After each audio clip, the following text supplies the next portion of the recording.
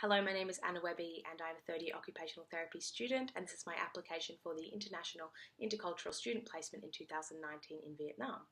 I'll start with question 1, and I do have a very strong interest in a paediatric disability placement in Vietnam, as I do currently only have a small amount of experience in both paediatric and disability, with my current paediatric experience being a 5-week, once-a-week placement in a school-based setting, and my disability experience being with adults with a wide range of diagnosed and undiagnosed conditions in a home and community care centre and an aged care centre, which is in my current 10-week full-time placement. And I would like to gain as much experience in a wide variety of settings as possible before graduating, from both paediatrics all the way to aged care and everything in between. So I think getting the opportunity to work in an environment which is overseas and very different to the Australian culture would be an incredible experience, and also gaining some more experience and being able to build my skills in a paediatric setting would just be incredible, and a great development for my own personal and professional identity, where I can identify my own strengths and areas for myself to work on in a really engaging and challenging environment. And I also am an avid traveller, and I love to travel and experience new cultures, so this would just be a really incredible experience to me to be able to integrate my love of travelling and my love of occupational therapy and see if I can get those together and really make some changes and differences in people's life in Vietnam. Moving on to question 2, the benefit of interprofessional teamwork has really been highlighted for me in my current placement, where I am working closely with nursing staff, physiotherapists and speech pathologists when they are available. It's really highlighted to me the different expertise and lens each profession brings to a situation,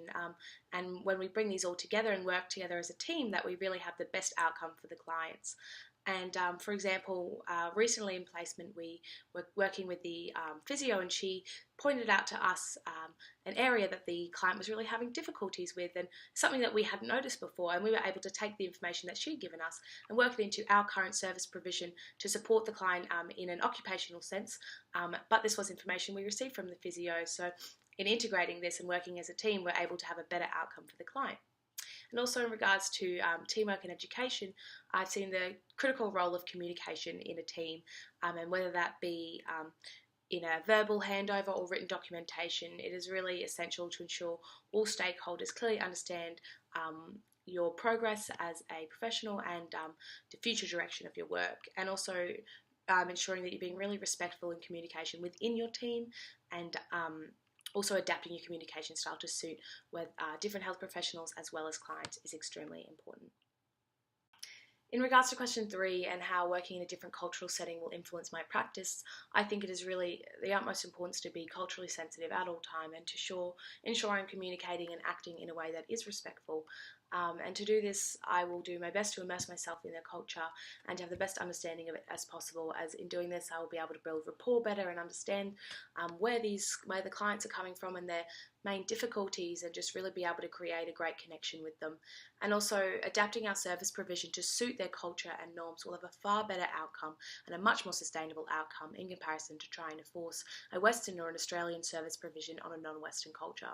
And also working in a different culture and country will have different health concerns and priorities for health. And so understanding these main concerns and targeting these with our service provision will be most beneficial for the community.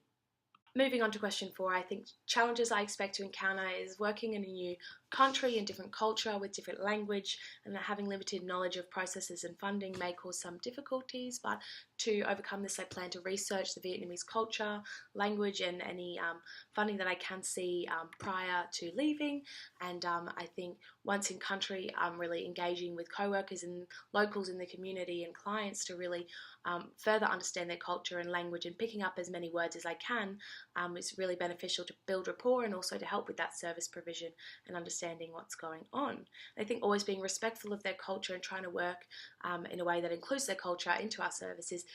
is an important aspect to really get some sustainable results, and also using a translator in regards to language if possible. And I think working with limited resources can also cause some difficulties, and I think using my creativity and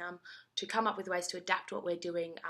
if we do have limited resources, as well as working with the team and bouncing ideas off each other, is a great way to come up with solutions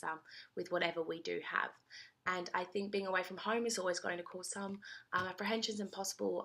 homesickness, but I have experienced this a little bit in my current placement, and I found and I've learned to overcome this really debriefing with the other people that I'm there with on what went well that day and what could have been improved was a great way to reduce any of this homesickness,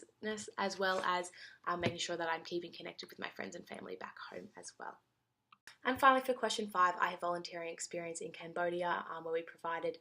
health information to children in rural Battambang, and from this I've gained great experience working in the Southeast Asian culture and understanding different norms and practices, as well as I've really found that I could be quite resilient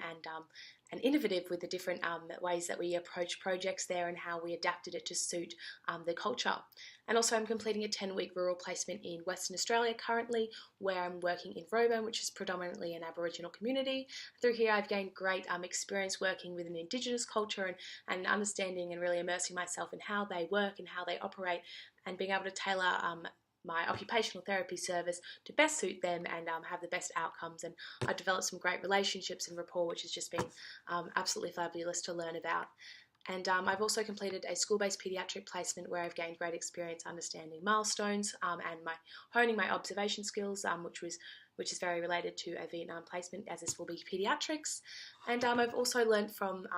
other people have told me that I'm quite a friendly, happy and enthusiastic student with good problem-solving skills and quite resilient, and I'm able to adapt and change my plans if need be. I definitely thrive in a team environment, and I love to work with different people and understand their perspectives and work with them. But I am also happy to be independent if needed. I'm also striving to always be culturally sensitive and respectful to my colleagues, and I'm happy to take leadership opportunities at any point, as I do have quite a bit of leadership opportunities and experience through high school, as well as different sporting teams and different aspects of my life. Thank you very much for listening to me for the last few minutes. I really look forward to the opportunity to come on this placement, and look forward to hearing you soon.